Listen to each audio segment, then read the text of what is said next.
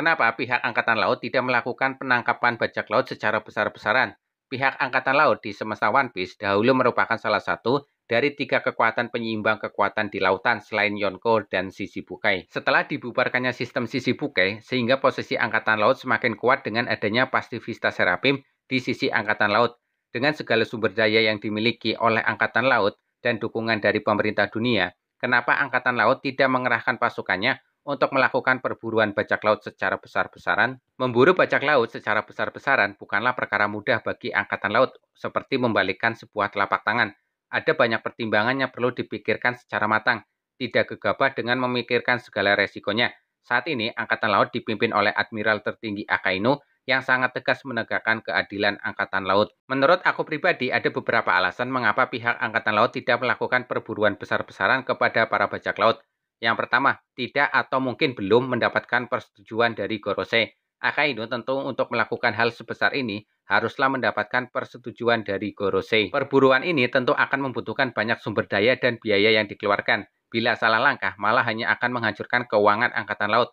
Faktor keuangan bisa saja malah menjadi faktor utama kehancuran Angkatan Laut bila tidak diatur dengan cermat. Yang kedua, perburuan ini akan menguras banyak kekuatan Angkatan Laut. Perburuan ini tentu akan banyak melibatkan anggota Angkatan Laut yang maju ke garis depan. Semakin banyak pertempuran melawan bajak laut, semakin besar pula kehilangan nyawa prajurit yang tentu akan mengurangi kekuatan Angkatan Laut. Tentu pihak bajak laut di penjuru dunia akan merespon tindakan Angkatan Laut ini, mungkin dengan membentuk aliansi. Apakah pihak Angkatan Laut siap dengan potensi perang yang melibatkan banyak bajak laut kuat? Bagaimana bila semua Yonko ikut dalam pertempuran? Apakah Angkatan Laut sudah siap menghadapi kekuatan Yonko? Apalagi di Pereda separuh kedua atau Lautan Dunia Baru merupakan daerah kekuasaan para Yonko. Mengusik daerah mereka atau kekuatan mereka sama saja dengan mengajak perang.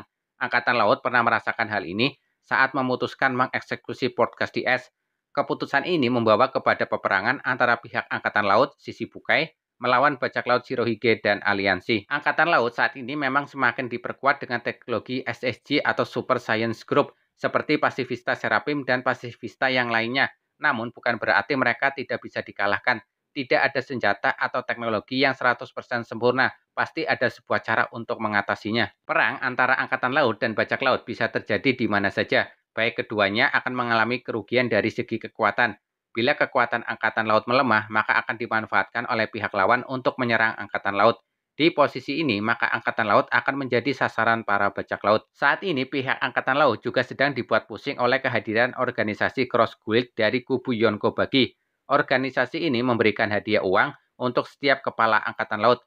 Anggota Angkatan Laut kini tidak hanya menjadi incaran para bajak laut, namun warga sipil juga ikut mengincar anggota Angkatan Laut untuk mendapatkan uang. Korban dari pihak Angkatan Laut yang sudah dikonfirmasi adalah Wakil Admiral Dibon. Informasi di Manga, dia kehilangan nyawanya oleh seorang warga sipil di sebuah negara yang sedang dilanda bencana kekeringan dan kelaparan ekstrim.